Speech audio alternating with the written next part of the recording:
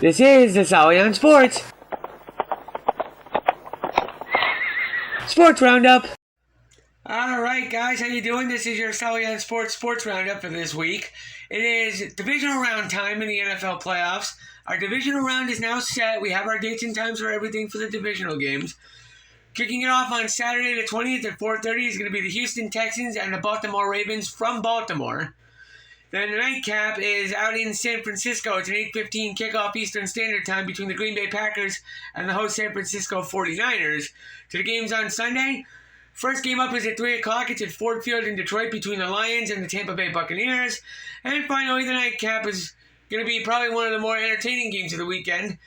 The Kansas City Chiefs head to Buffalo to take on the Buffalo Bills at Highmark Stadium. Kickoff for that game is at 6:30. Now, we will have our breakdown like we did last week for the wildcard weekend. That'll be on the blog, sallysports.blogspot.com, and on the show later this week. But the point of this sports roundup has to do with the failures of the two NFC East teams in the playoffs. The Eagles, their failure was kind of seen coming, considering the fact that the Eagles had lost 5 of their final 6 games, and I'll flat out say it had looked like trash over the last month and a half of the season. And it's also worth noting that this might have been the final game of Jason Kelsey's career. The Eagles center looks like he might be retiring, but we will confirm that later in the week. But the Eagles just look like straight-up hot garbage, and they couldn't get anything going as a whole, either offensively or defensively Monday night against the Bucs. As for the Dallas Cowboys, there are some people, and I'll admit I was part of this too, who were delusional enough to actually take the Cowboys in this playoff game. When you consider the fact that the Dallas Cowboys have not won a playoff game and have not gotten out of the divisional round since 1995. Dak Prescott's got 2 playoff wins in his career, and the Cowboys, for the last 29 years, have found different ways to embarrass themselves. Look at Tony Romo mishandling the snap on the extra point attempt. Look at Des Bryant not being able to hang on to the football and scoring the touchdown, and what is still a controversial play call or a controversial ruling that's talked about even to this day. The Cowboys, for whatever reason, cannot seem to get out of their own way in the playoffs. The Cowboys are one of the more unique anomalies in sports in that they are a great and dominating force in the regular season. But come playoff time, the Dallas Cowboys almost seem to disappear. The defense, which had been one of the strengths of the Cowboys all year long, quickly evaporated to the tune of a 27-0 lead for the Packers early on in this football game. And part of that was Green Bay's defense picking off Dak Prescott twice and leading the scores.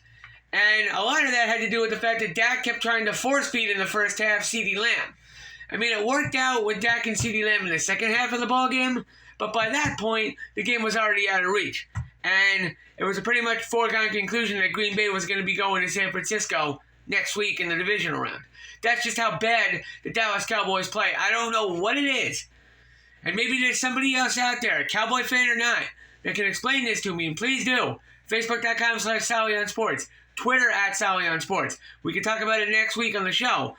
But somebody out there in the football-loving world who follows the NFL with regularity and has for the last 30-plus years, please explain to me and the rest of the football viewing world why the Dallas Cowboys, for the life of them, have not been able to get it done in the playoffs since 1995. Again, I would love to find out what the reasoning is from Cowboy fans as to why Dallas, for the life of them, cannot seem to get it done when it matters most, that being in the playoffs, over the last 30 years. It's either a bad pass, a bad hold, or a drop pass, whatever. In this case, it was just Dallas simply didn't show up. And hell, you know it's interesting, and you know it's flat out weird. And I would go so far as to say, it's embarrassing from a Dallas perspective, where the Green Bay Packers have more wins at AT&T Stadium in the playoffs than the Cowboys do. The Cowboys have only won 2 games at AT&T Stadium. Green Bay's come in there 3 times and beat the Cowboys. So if somebody could please try to explain to me, because I can't fathom it. I've been racking my brain with it for the last 2 days.